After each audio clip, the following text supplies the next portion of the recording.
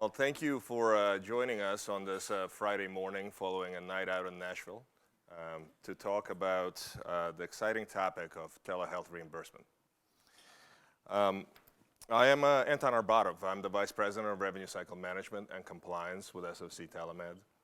I'm joined here today by two of our valued partners, experts in telehealth billing and policy, and my fellow warriors in the uphill battle to make telehealth reimbursement a viable industry reality. Closest to me is Sarah Cherry, who is the Director of Revenue Cycle Management Operations with our RCM partner, Azalea Health. And next to her is Alexis Gilroy, our Chief Counsel and Partner with the law firm Jones Day. And I will ask Sarah and Alexis to talk a little bit more about themselves in a few moments and their involvement with our RCM initiative. But first, I would like to set the stage by telling you a little bit why we are here today. It may come as a shock to some of you that for 14 years out of SOC's 15-year existence, not a single claim has ever been submitted for the professional services of SOC physicians to payers or to patients by us or by our clinical partners. Think about that for a moment. 14 years of delivering telemedicine services without reimbursement. Historically, we have always had a direct billing relationship with our clinical partners. They've shouldered the burden of paying for our services because they saw value in those services that far exceeded any direct reimbursement that is available or wasn't available at the time. They just wanted to do what's right by their patients and make sure that the appropriate clinical services were delivered to those patients at the right time. That all changed in January of this year.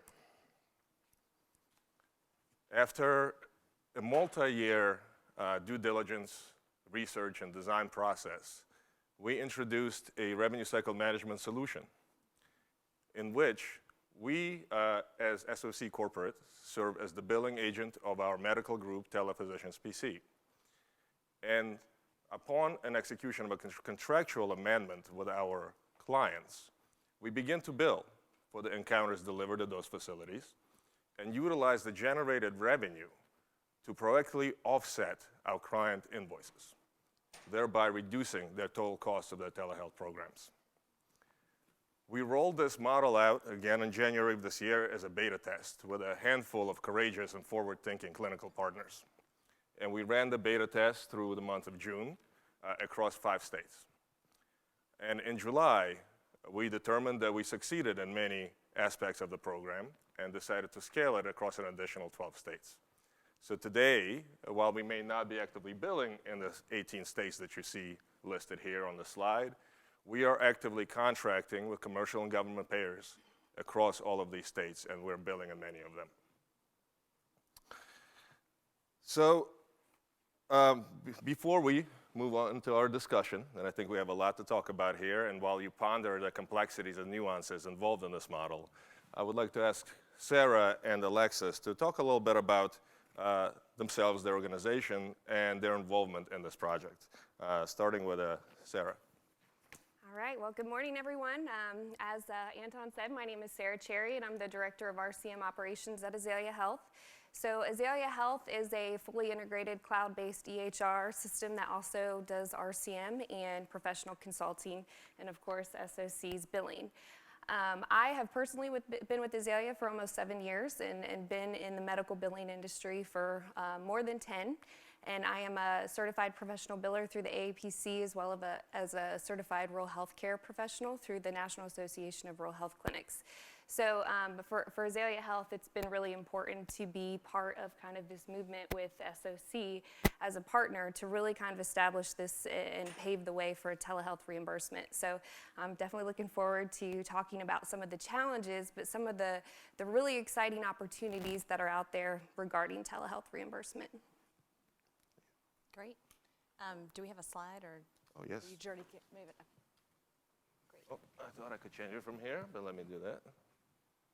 Doesn't matter. So hi, everyone. I'm Alexis Gilroy. Wonderful to be with you all today and talking about a topic that is So important. This has really been a conversation that we've been having with SOC for a good 6 years, which I think harkens back to some of the points that Hamad made earlier around, the intention and the thought and the planning that goes into something like this. So I'm with a law firm, Jones Day, an attorney that I've been working in the telemedicine space for over 15 years. And billing is hard. There's a lot of regulatory compliance issues involved, and we have, worked with hospitals and health systems across the U.S. What's really exciting about this program, and we're going to get into here, is, I have never seen, and I think we're in a position, given, that our level of expertise in this industry more than other law firms, that no one else has really done this, has taken this on. It's the right thing. It makes me think of, President Kennedy when he said, we don't do it because it's easy, we do it because it's hard. And it's really the ability to turn sort of a regulatory compliance issue into a real asset for your organization and for the industry. So excited to be part of the group. Yeah. And thank you both for being here. So to start our discussion, Alexis, you've been a part of this project since the beginning, since it was just a concept, and prior, even before my 5 years at SOC, I'm sure this was discussed.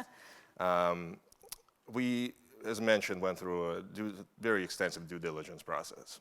So can we talk a little bit about that, and perhaps try to answer the question that's likely burning in the minds of some members of our audience: why not just reassign the billing rights to our physicians so the hospitals and our clinical partners can bill like many of our competitors do? Sure. No, and it's a great question. It's an important one. Like I said, we have been having this ongoing conversation for a good 5-6 years, and I think slightly did predate you Anton. But I think the reassignment one is an important one when you get to scale. Right? And you get to multi-state operations and multi-facility operations, where SOC has done a lot of work over the years laying a really strong foundation to build for services at scale and across multiple different states, multiple different networks, various originating sites, various types of originating sites. I mean, I think the distinction on the rural versus and critical access hospitals versus other types of hospitals all goes into play when you talk about billing, right? I mean, you got bunches of different MACs involved on the Medicare and others. And so the reassignment is really while within one hospital or even maybe within one system, a reassignment might work from a legal perspective. When you start to look at that from a scale perspective, it's a real concerning issue for providers, right? The professional services that you're billing for, right? How many of those originating sites really have the capacity in a nuanced area, which we're going to get into how nuanced it is, to really fully understand, comprehend, have the capability to bill for this unique thing, this unique telehealth service. And many of the billing departments we're dealing with today, and we see in just one-off hospitals, they don't even understand it. They don't know it. They don't want to bill for it. So I think it's all of that wrapped up together is really the reason why it is, in my opinion, much preferred to have a structure, and we'll describe it more, that doesn't rely on reassignment of billing rights. That's almost like let's just make it the originating site's issue and problem. But when you think about the providers, and I think I really applaud SOC here in particular, because it's really the professionals that they were thinking about and wanting to do this the right and thoughtful way to enable them to comply on a tricky topic. Yes, thank you. And I think it's important to understand for this audience that a typical physician, typical provider on SOC schedule has anywhere between 15 and 20 licenses across the country, and sometimes upwards of 250, 300 privileges across the country. This allows our providers to be very responsive to on-demand consultations because they can cover so many facilities. However, with that comes risk in a reassignment of rights model, because physicians are jointly and severally liable for any fraud, waste, or abuse that occurs when billing through their rights, whether they know about it or not. So when you think about the reassignment of this scale, which would have been unprecedented in the healthcare industry, there's really no way for the physicians to feel safe and comfortable about 300 different entities billing on their behalf. that creates a lot of risk for them. Additionally, I will say that as we started working through this process, we realized that Medicare has some very nuanced rules regarding telehealth reassignment.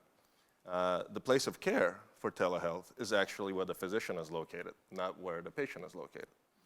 So in a distributed physician model, when, for example, you have a physician who resides in New Jersey and servicing a hospital in California through telemedicine, in order for that reassignment to be compliant and valid, the physician needs to be enrolled in their local MAC, the California hospital needs to be enrolled in their local MAC, and the California hospital needs to be enrolled in the physician's local MAC. So when you have a panel of physicians that's distributed across the country, theoretically, the hospital would need to enroll in every single MAC across the country, which they have no other reason to do. And that's the process we're going through now, and I'll tell you, it is painful. Because not only do we have 12 MACs in this country, but apparently you have to enroll in each individual state. So that's just one of the complexities. So Sarah, Azalea was part of almost a 2-year-long process in which SOC searched for the right RCM partner. Because our partner not only had to be experienced in telemedicine billing and agile enough to embark on building a national scale telemedicine billing operation, but also courageous because there's so much uncertainty and there was so much unknown.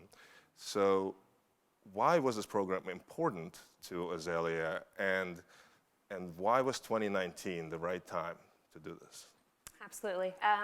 So, it was not just about, you guys looking for a partner too, but we wanted a very, mutual partnership to where, Azalea Health has always been a very innovative company. And when we think of telehealth and telehealth reimbursement, it is truly innovation by definition.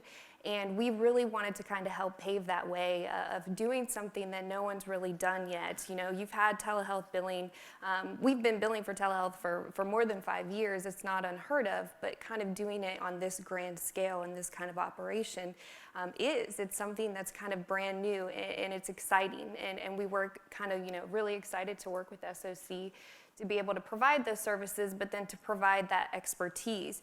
Because we are nationwide and we deal with every MAC currently for Medicare, and we deal with all of the Medicaid programs and things, we were already aware of a lot of the billing rules in each individual state. So it worked out great for us because we know about telehealth, we know about individual states and their requirements. So we were really excited to kind of join this partnership and excited to really kind of pave the way for change and for the future for telehealth.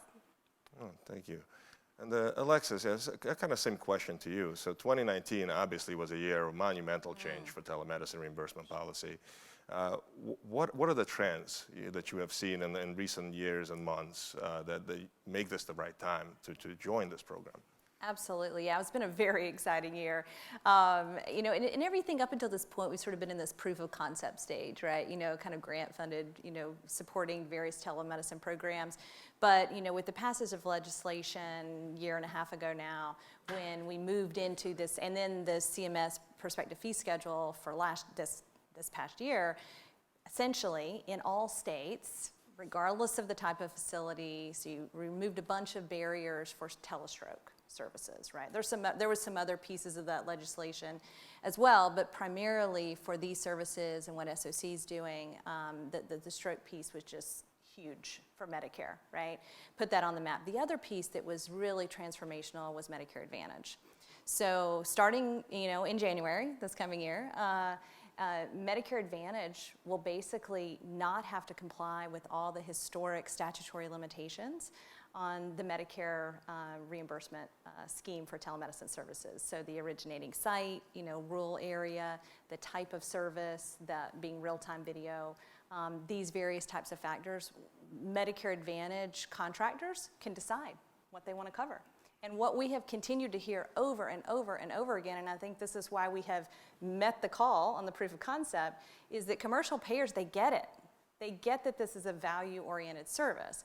And I use the term value. I think that's really important because I think I think historically everybody was always about, well, this is cheaper, this is cost. I think we have to be careful in the space. It is about value, right? It is this really unique combination of advancing better outcomes, advancing collaborative care, and hopefully, driving better costs, whether that means for that individual professional service or some other aspect, right? Reducing transports, various other things that come to play when you're talking about building value. And that's something we'll come back to in the end, that I think the future side of this. But it's a very, very exciting time. We are effectively, the other thing about Medicare that I think in the current policy framework, it's very important to note, is Medicare is really doing things that arguably, from a legal perspective, maybe beyond what they have the power to do under the statute. They have enacted things like these virtual check-in codes and things like that we all might say, hey, that looks a lot like telehealth. But actually, in Medicare language, they're like, we're going to pay for this. We think it's great. We want you to do this. So I think we have this really unique time that you've got a lot of the payers, and the largest national payer being Medicare, they've bought in. They get it. We still have some issues with this long-standing federal statutory restrictions, and there's some federal legislation the Connect Act that was just launched about a week and a half ago that actually looks quite promising to further, kind of basically hand the reins over to Medicare, to let Medicare say even more what they feel is appropriate for coverage. But it's a very good time to be thinking about and launching and figuring out the details for billing for telemedicine services. Yes, and of course, I think most people are aware that Medicare is the ultimate driver of reimbursement policy in general in the healthcare industry. So, of course, the ball is going to start rolling. However, it was almost 23 years before Medicare made any significant changes to their telehealth reimbursement policy in 2019. So along those 23 years, the states, the payers began to regulate themselves, began to set their own payer rules, which created an environment of intense variability across the country. And no two states define, regulate, reimburse telemedicine in the same way, and no two payers really. Which introduces a lot of risk into billing for telemedicine, and you both have unique perspectives on that risk. So let's talk about that for a second. What are you seeing in the space today that would potentially make billing for telemedicine risky for providers? Do you want to go first, Sarah? Sure. So I definitely kind of look at things from a billing aspect, and I know most of you in the room probably think of billing as, gruesome, but definitely when we talk about billing, there's a lot of fraud that could potentially happen, and so the risk with billing and telehealth is it's complicated. I can tell you I've billed over 30 specialties. Every specialty has its own unique nuances that make it complicated. Telehealth isn't really any more complicated than any other specialty. It's just the payers and their different guidelines. So when you think about billing telehealth and you have 50 states and several different Medicare programs, Medicaid programs, Blue Cross Blue Shield, a lot of people don't realize Blue Cross Blue Shield of Georgia may be very different from Blue Cross Blue Shield of California. There's a lot of different requirements that go into that.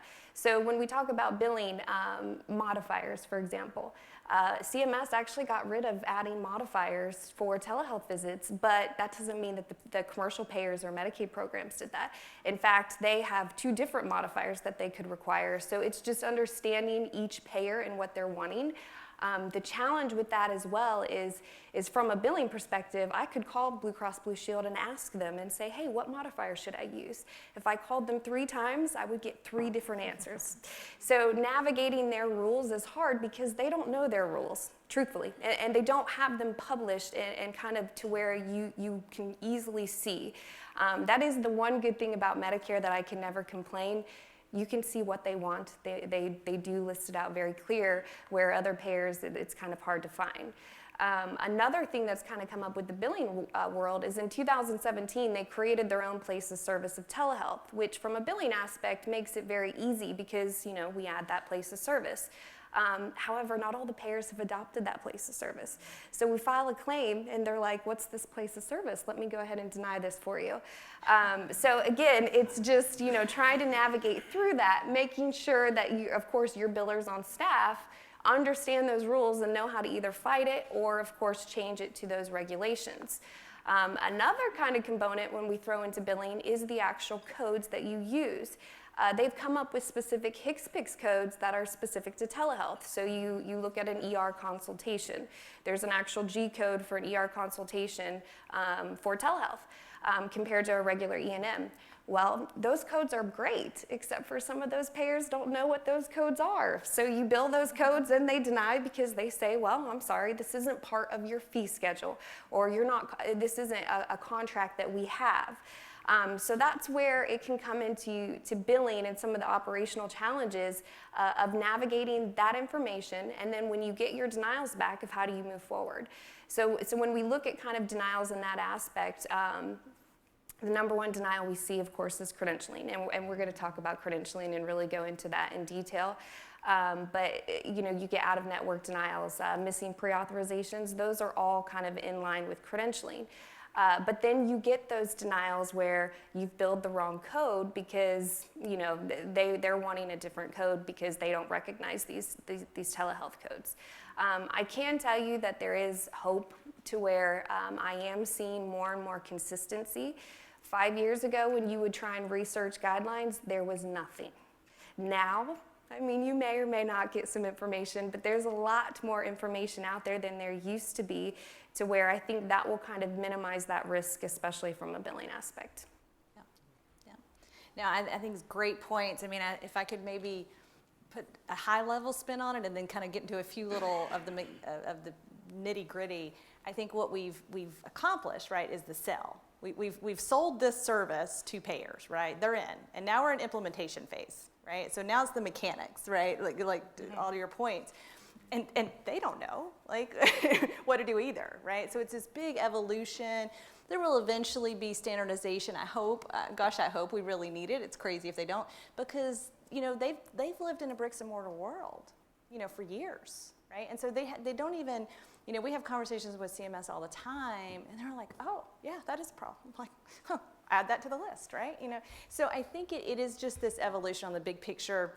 There's a couple of things I just wanted to throw out because I think this sort of highlights some very factual, almost somewhat more black and white of some issues that are that we're also seeing in addition to some of the ones that you raised. One is international providers, right, for Medicare, and I think two of these really focus on Medicare in particular, but Medicare won't allow payment for a professional provider when they're not on U.S. soil. It's this weird, long-standing thing. It has nothing to do specifically with just telemedicine, although it really came a lot in teleradiology 15, almost 20 years ago in some regards.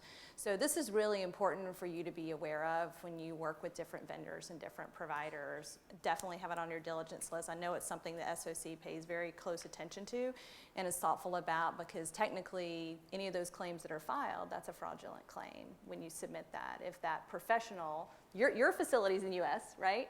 But when they're providing whatever service they're providing, they have to be on the U.S. soil when they're doing that. Second one is on admissions, and this is another area that some have found confusing, but Medicare has actually been fairly clear for a couple of years on this one. That telemedicine providers can do a lot to support the admission of a patient, right? A lot. There's a number of different things with the ER consults and various other things. But an admission needs to include a hands-on physical exam. And so that, for obvious reasons, can't be performed by the telemedicine provider. So it just needs to be part of, whatever service. And we have seen a number of hospitals, it's been a risk area in the early stage where some hospitals have had to repay some money to Medicare and things like that because they haven't actually met that requirement because they've used telemedicine providers, frankly, a little too much in that one setting, or not in the right way, not in the right method in the workflow. The last, and I think this is a new risk, but it's a reality of now we've sold payers on covering this service, is you got to bill for it, technically, especially in Medicare. You can't just not bill for covered services. The risk is not high unless you are otherwise charging the patient, right? So if the patient gets a bill after the hospital, like, oh, pro fee for a specialty consult, right? And you could have billed that to Medicare in particular here. Medicare, ultimately, we haven't seen that happen yet, but it's just something to be aware of, especially now that stroke is covered in all circumstances. And then, I think the really big area in the last year that's put the biggest spotlight and what we're actually seeing, as a risk now is that OIG is really paying attention. There's been, unfortunately, like always happens, there's some bad actors out there that have really taken advantage of telemedicine with the elderly and things like that, and DME, and these are really just telemarketing schemes, but they have been publicized as telemedicine and to a lot of dollars, fraud claims. And so, we're hearing more from OIG and FBI and others, and they are paying attention to this topic in this area. So I think that just puts an overarching glaze on making sure that you're working with folks that really get it and will get it right. Yeah, that's right. And one thing I'll add is that hospital billing operations are typically very streamlined. They're very refined. They're like clockwork. And the folks that manage those operations know exactly what they're doing, and they're used to doing things in a certain way. And when you're dealing with payers, when billing for telemedicine, when these payers don't fully comprehend their own policies and don't understand what's reimbursable and what's not, especially when you're dealing with the MACs, as we talked about earlier, the reassignment of benefits issue, I'm sure that there are hospitals out there that accepted reassignment of benefits that did not take the time to enroll in the MAC, the local MAC of the physician that's delivering the service, and they have been billing the local MAC of the hospital. Well, the truth is, all those claims have been non-compliant because the reassignment was not compliant and the wrong MAC is being billed. So that may all come to a head, and unfortunately, folks who are not hyper-focused on telemedicine reimbursement like we are, who haven't been researching it for 3 years, don't fully understand that, and that's a risk. It definitely pays to do the due diligence before entering the space. So we talked about coding and billing. We talked about some of the other policy risks. Let's talk a little bit about contracting and enrollment. So as I mentioned, we're now actively contracting and enrolling with government and commercial payers in 17 states, out of the 38 states where SOC does business. Currently, to date, we have executed 26 commercial payer contracts, among them 2 national contracts for behavioral health with Cigna, Humana, 2 national scale contracts with United and Humana for medical services. In addition to those contracts that are fully executed, I have 56 pending contracts in various stages, just in those 17 states. So you can imagine the burden of contracting and credentialing for our physicians. Again, keep in mind the typical physician on a schedule has 20 licenses. How many payers do we need to credential with in 20 states? Enrollment has been difficult because it was very apparent when we started engaging with these payers that even if some of them had policies in place for telehealth reimbursement for years, they've never really had a reason to meaningfully operationalize them in any way. So there was a lot of confusion. A lot of these payers didn't know what to do with us. I remember a response from one of the major payers, and they said, "Oh, no, thank you, we already contract with a telemedicine company." Well, what do you mean? So there is that confusion about telemedicine providers that are looking to bill payers for the encounters that they're delivering, and those direct-to-consumer providers that Hamad pointed out early yesterday, who simply contract with an insurer to deliver services to their beneficiaries, like a Teladoc on American Well. And there is not an understanding in this payer industry that there are folks like SOC who do it a little bit different and who deserve to be reimbursed for the professional services of their physicians. So that's been a a challenge. And we, frankly, been navigating the minefield for the industry by forcing these payers to recognize what their policies are and then to clarify them and to operationalize them. And I know, Sarah, you've had a lot of experience in this as well. So what are your thoughts? Absolutely. If there is one thing that I probably give today of information for you guys, to me, the top priority is credentialing. So when you talk about the barriers of telehealth, the billing, it can be figured out. You know, the billing, we can work through that.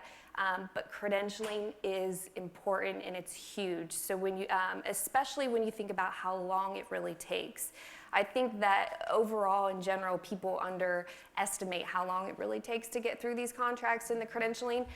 So if we look like at a primary care doctor, I normally recommend to them 3 to 6 months for credentialing. And this is for a typical primary care family doctor. For telehealth, you're looking at 6 months to a year. So when we think about really kind of paving the way for telehealth reimbursement, the time is now to start thinking about it because it will take that long to fully get credentialed in all of these different payers. Anton already kind of mentioned, it's a very unique dynamic when you have a patient in Florida, providers in California, and then maybe a billing entity that's in Virginia. That's 3 different locations. So who do you bill? Which payer do you bill? Which payer do you contract? Medicare, it's where the physician is located, so it's California. But Medicaid, it's where the patient is. It's the patient's Medicaid. Blue Cross may be something different, United Healthcare, et cetera. So that's where it's really important to kind of understand those guidelines, understand who you need to bill, to be able to get into those networks, but to not really underestimate that process. As Alexis already mentioned, there's some exciting things on the horizon with actual policy change of changing telehealth to where, some of these restrictions of geographical, burdens and things like a HIPAA, for Medicare right now, the biggest issue is, of course, the patient has to be located in a HIPAA area, which is a health physician shortage area. Well, that potentially could be lifted within the next 2 years, and that's exciting. So if you start thinking about credentialing and kind of getting on board now, you're going to be prepared for when that is lifted and it's open and what you guys are doing every single day is truly reimbursable, you're ready for it. So definitely for the credentialing, it's more of the time is now to really think about where you're at and to start working on those payer contracts. Yeah, exactly. And one other risk I want to touch on briefly before we kind of talk about the future and leave some time for questions. I'm sure you all have many of them. Is documentation. I think we all know that documentation, physician documentation, is one of the biggest risks when it comes to billing for anything. Really, the documentation has to support the billable code. And we learned over the time that we took to develop this, that there are some very specific nuances to telehealth documentation that don't really exist in your typical EMRs and your Epics and Meditechs of the world, that we actually had to develop and implement into our Telemed IQ documentation platform. For example, there needs to be a duration of consult timer because Medicare HCPCS Gcodes are timer-based, and they require that timer is identified on in the documentation. There needs to be an attestation to the interaction mode. How was this consultation delivered? Was it delivered via HIPAA-compliant video, audio, interactive communication while the patient and provider were in different locations? Well, some payers require that the documentation specifically says that. So how do you implement that? There are other nuances that are very specific to telehealth. So I recommend to you that if you are billing out of a system that's not specifically designed to document telehealth services, that you are mindful of whether that information is in there, that attestation is in there, the duration of consult is in there. Because ultimately, it's not a matter of if we get audited, it's when we get audited. And of course, that's a financial risk because the payers will look for anything not to recoup that money. So with that in mind, let's talk a little bit about the future. All right, I think we all agree that there are some exciting things on the horizon. And obviously, as both Sarah and Alexis have pointed out, the policy has been trending in a positive direction for quite some time with milestones occurring over the last 12 to 18 months. And we believe that's going to continue. So what are your thoughts of how that's going to happen? First, I'll try to do like the good, the bad, and the practical. So on the good side, we've got this Connect for Health Act. I mean, this is super exciting, essentially giving, punting to Medicare, as I mentioned earlier, the option to really expand in a big way coverage for telehealth. So that's good. On the bad side is, I really think what you really need to think when you hear that OIG interest is the audit possibility. The Department of Health and Human Services and OIG have massive abilities for big data capture and big data searching, and they're looking for little nuanced things like this. So, be ready, be prepared, start your planning on all of that, and then be practical. I think this is where, as you're starting to develop your services, gathering data and outcomes is really going to be extremely important down the road as we look at how we contract with payers, how we make the business case for these services. And so it's really, we need to have that data. I think that's one of the things that I'm really excited about that you guys are already doing, and maybe you can speak to that, because I think that's really going to be essential as this evolves down the road. Absolutely, and she mentioned the Connect Act. It's really exciting stuff. So the Medicare Advantage, that starts in 2020. So that's happening to where Medicare Advantage has already made, the steps to where they're going to be removing those geographical restrictions and kind of opening this up. So with Medicare Advantage already moving towards that, it's pushing CMS, and that's where we have the Connect Act coming in place, that this is a real possibility to where 2021 we may have to where those HIPAA requirements are lifted. And that's going to really make a big impact, because truthfully, when we think of telehealth, I mean, it should be to everyone, it should be available. And how we've just even transformed over the past 10 years. You think about something even outside of telehealth, remote working. From 10 years ago, you wouldn't think that you could do a lot of your jobs from home. And today, I'm a remote worker. I live in Sacramento, California, and my office is based out of Atlanta, Georgia. That's how everything is going towards today. Everything in not just healthcare, just overall, is trending towards this, to where Medicare and the government are going to be forced to update their policies, which really drives then with the commercial payers. So when you think about the biggest policy changes, Medicare governs that. When they make big policy changes and they open this up, other payers then follow. They've already done some of it, but as we've mentioned, is direct to consumer. It's different, and people get confused at what that really means versus what you guys do. So I think it's really exciting. The data that we're doing now, so Alexis mentioned this and Anton, what we're collecting now is also showing how important. So it's, the value has always been there, and the value is super important, but now we're going to be able to show from a financial aspect how important, and that, this can save costs. It could potentially, keep people out of the ERs, or however you want to look at it, to where the data will be there to support this, this program and how important it really truly is. Yeah, that's exactly right, and I'm glad you both mentioned data because we talked about this previously, and by this time next year, we at SOC expect at least 150 of our clinical partners to be part of our revenue cycle management program. With that is gonna come data, right? We're gonna gather data across multiple states, multiple regions, multiple MACs. So how do you think that collaborative model between us and our clinical partners in this program will serve to benefit the overall industry?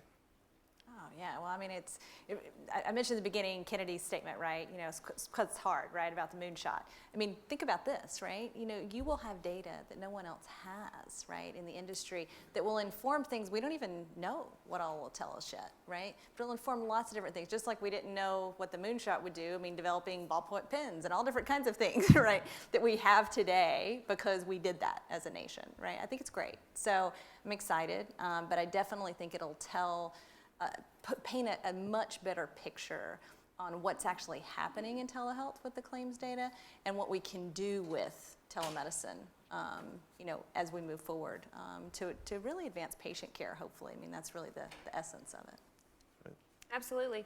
Yeah, it's all kind of, I would say, like, the data, no one's really doing what's happening here. When you look out there, a majority of the telehealth that we saw 5 years ago is a primary care doctor who's doing telehealth, at local schools. They have a brick and mortar building and they're just adding telehealth as kind of a side job. So this kind of where we're at in the reimbursement, it's really kind of transforming the industry and how we look at telehealth and how it can really help and benefit patients. But having that data, as much as people don't think that's important, and especially the financial aspect, it is important because when payers look at things, they're looking at numbers for cost savings, across the board. So all of this is really just kind of showing on a grand scale a true telehealth operations in hospitals, how this can really benefit kind of everybody and really kind of pave the way.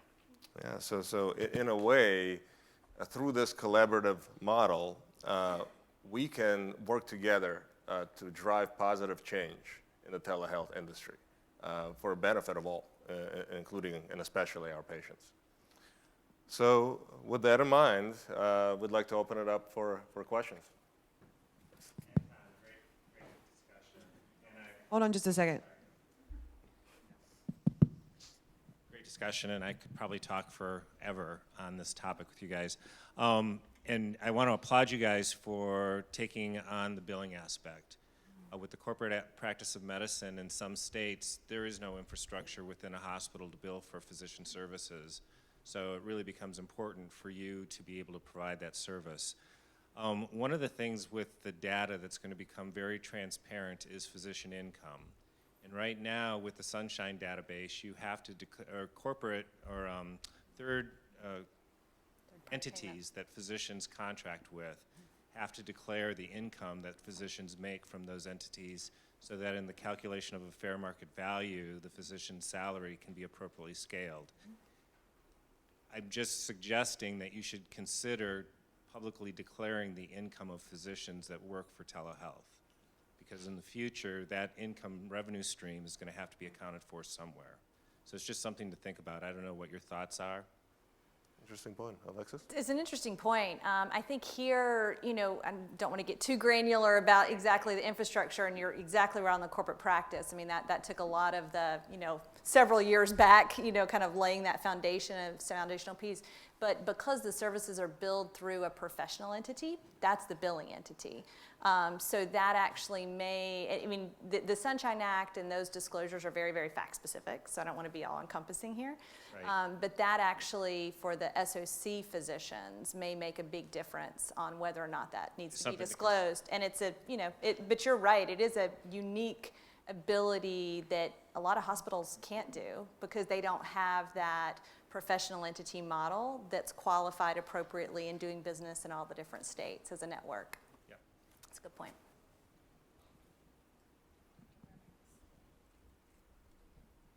I wonder if it's good if all the different telemedicine groups work together.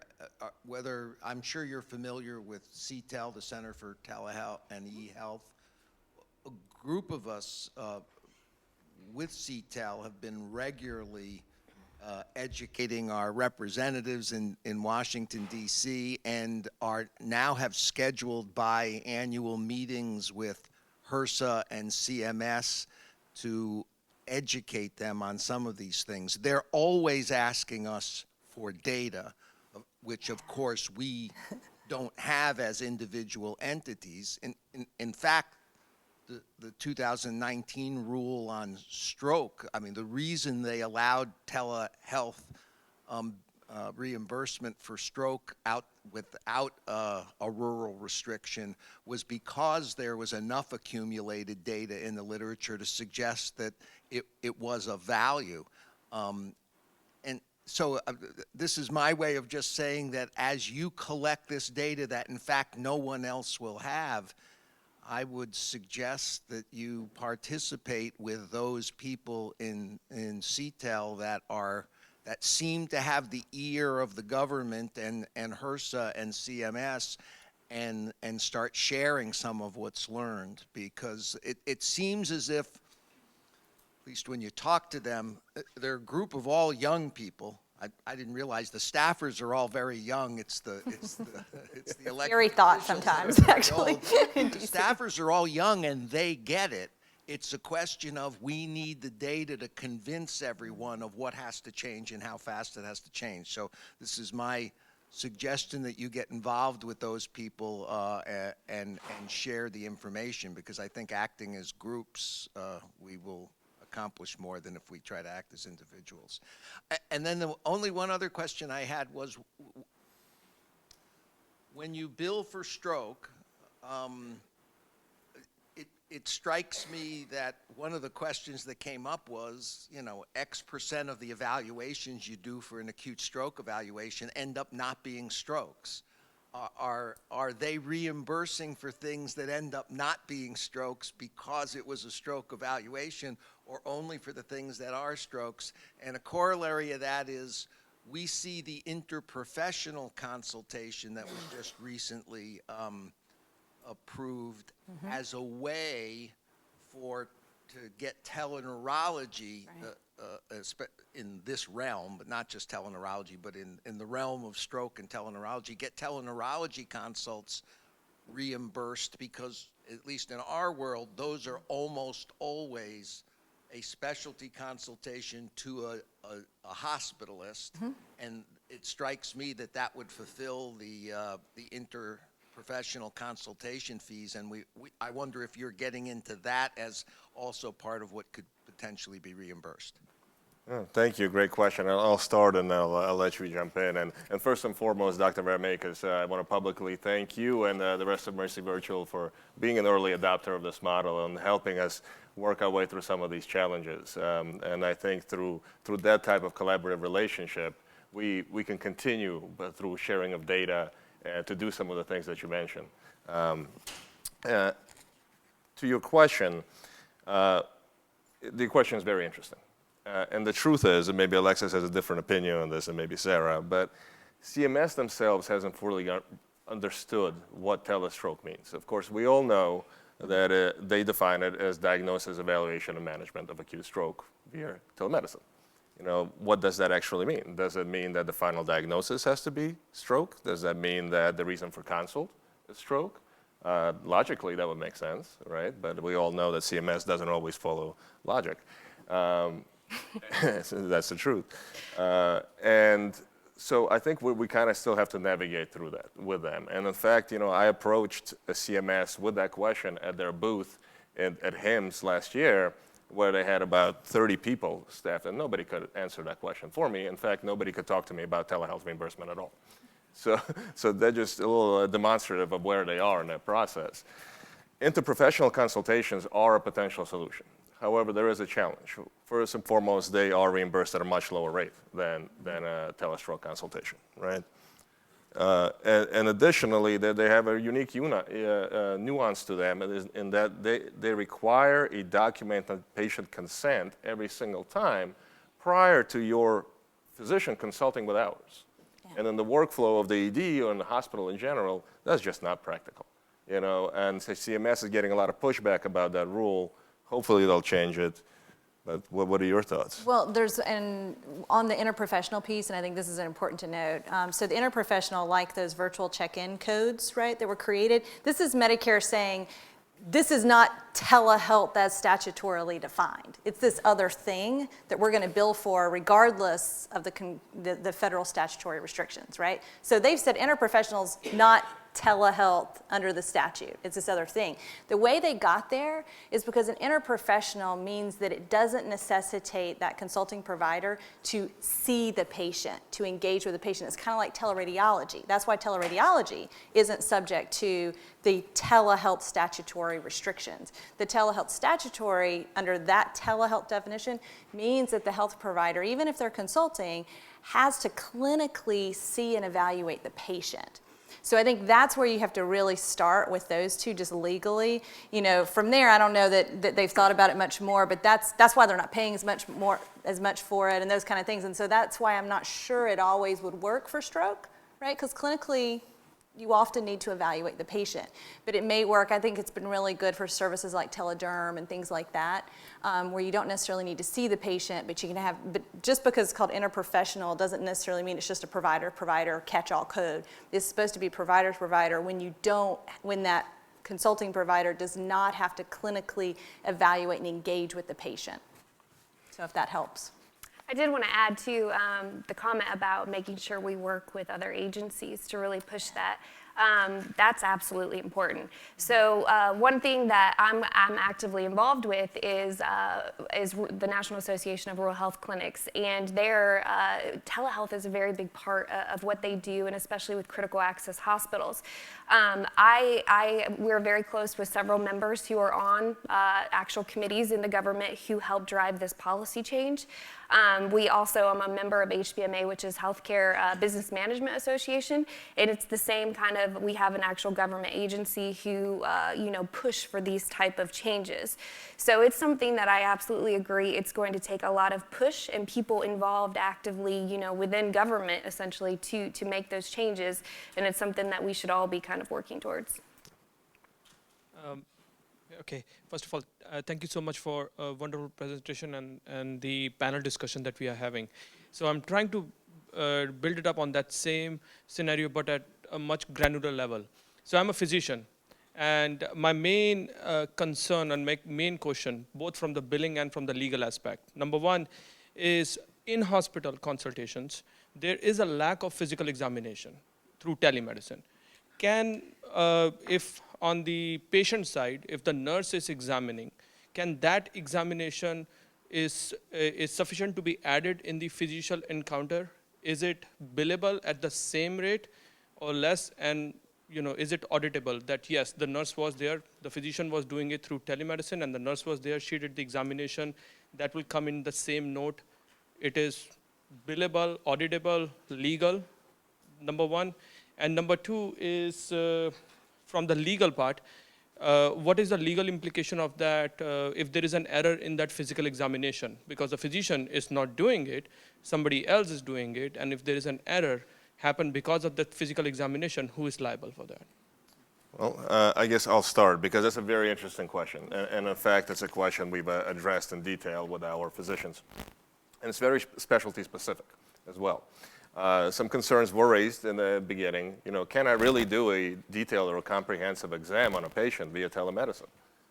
Is that even possible? We worked with our clinical leadership, with our CDI and coding consultants to determine that, in fact, a detailed exam is possible in most specialties, at least in the specialties that we have, neurology, psychiatry, and critical care. A comprehensive exam is not, because there are some things that you simply can't assess via telemedicine.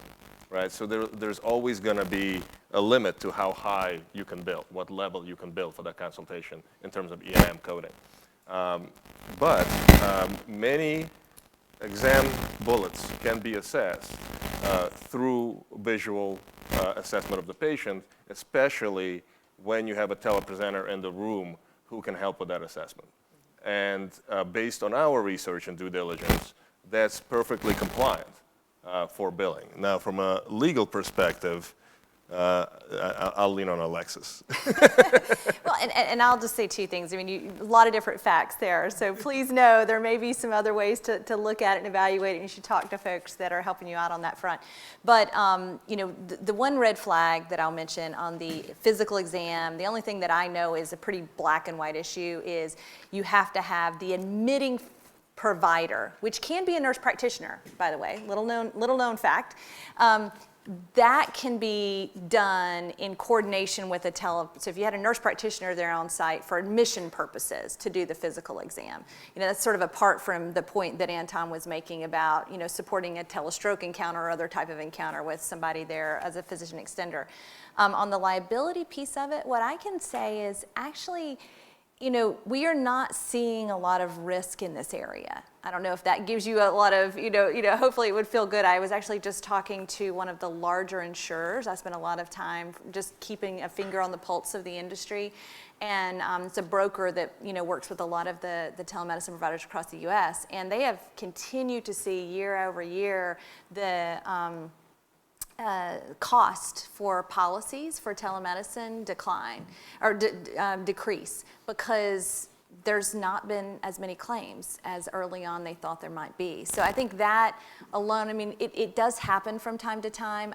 In my experience, when I've seen a few instances, and it's really been, even though I've been doing this for more than a decade, like less than, a handful of instances, usually it will involve each of the parties. So somebody on the originating site might get involved. The remote provider will probably be involved at some point in the case, in the litigation. And you work through it. It depends, it'll get very factual, right? Well, why did that go wrong? What happened? What caused it to go wrong? Was it unique because of the telemedicine? Or just, what happens in delivering care? I mean, it's not like this is not going to happen. But the really great news here is across the board, thousands of cases and instances of telemedicine, there's been very few claims, very, very few. So I don't know that it's something we have to be crazy worried about.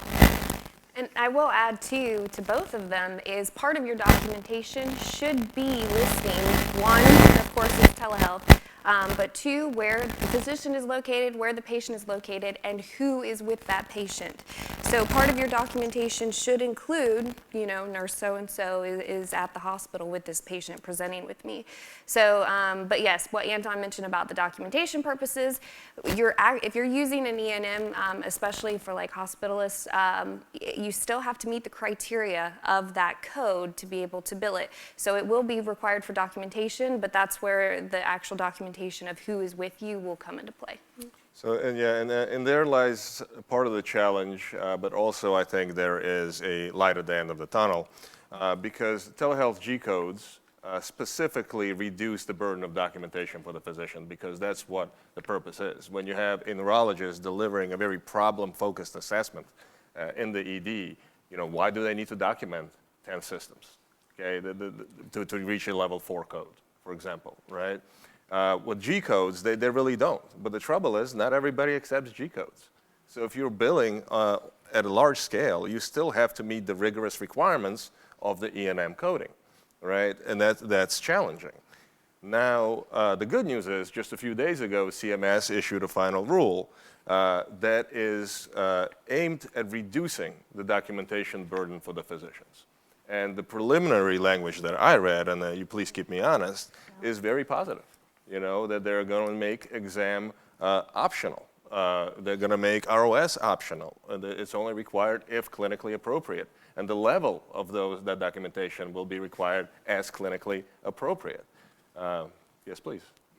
Yeah, I'd just like to comment on this. Remember, documentation is there for many different reasons. Right. Billing requirements are different than clinical requirements.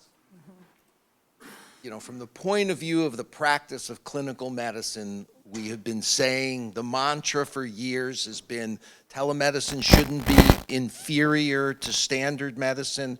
So whatever is the standard of care should be delivered, whether it be through telemedicine or whether it be face-to-face. If, in fact, the practice of clinical medicine, an exam of the abdomen is incumbent on the proper practice of medicine, you have to do an exam of the abdomen. And if you can't do it through telemedicine, then you can't deliver that service, basically.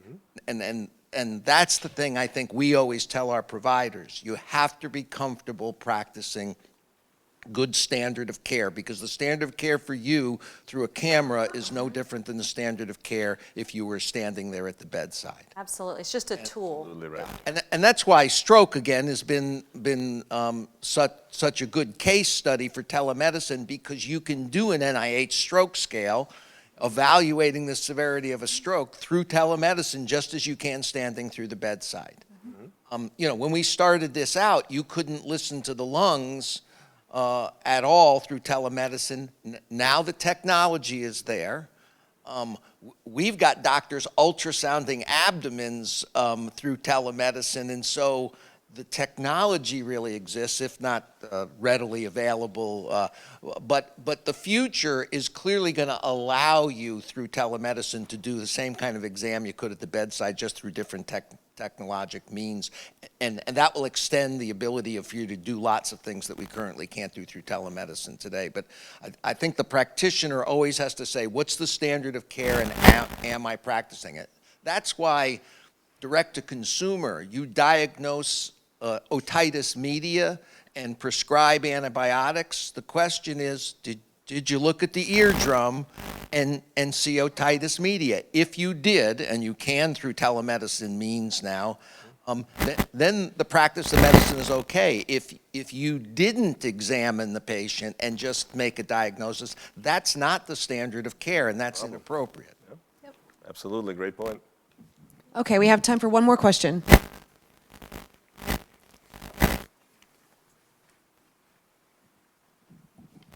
Thank you very much for a wonderful and comprehensive presentation today. My question is, these telemedicine codes will start for Medicare Advantage January 1st, 2020. It's important for me to know that in order to put together a business plan that capture the fact that we'll be paid for what we propose to our physician on doing going forward. So you're asking, I guess, so the specific question. Can I bill Medicare Advantage patient with these telemedicine codes? I'm not practicing in a health professional shortage area. I practice in the suburbs of Manhattan. That's not health professional shortage. So it's definitely going to depend on the contract. So it basically states that Medicare Advantage can pay for it. So, so yes, they have stated that 2020 that they will be accepting that. I would definitely try and look at every single Medicare Advantage plan you have to see kind of what they've published as well. So that's something to where it's November. There should be information out there by now of what they're going to accept 2020. But yes, so but the biggest portion of that is going to be your contract and with Medicare Advantage. Yeah, I think some of that goes back to what we talked about in terms of data, right? Because again, they can reimburse. They have the flexibility to reimburse, and they may decide to reimburse services A, B, and C, but not X, Y, Z. And if you want them to reimburse services X, Y, Z, you need to tell them why they should, right? And the only real way to do that is through data, right? Is you need to prove to them that this is a cost-effective care delivery and quality care delivery mechanism, and then it behooves them to reimburse it, and it's their best interest and the best interest of their patients. But that data can only be gathered through something like this collaborative approach, right? And that's why we feel that this program is very important, and it's unique in the industry, but we feel, and it's difficult, but we feel that this is the right path forward, not just for us and everybody in this room, but for the industry as a whole.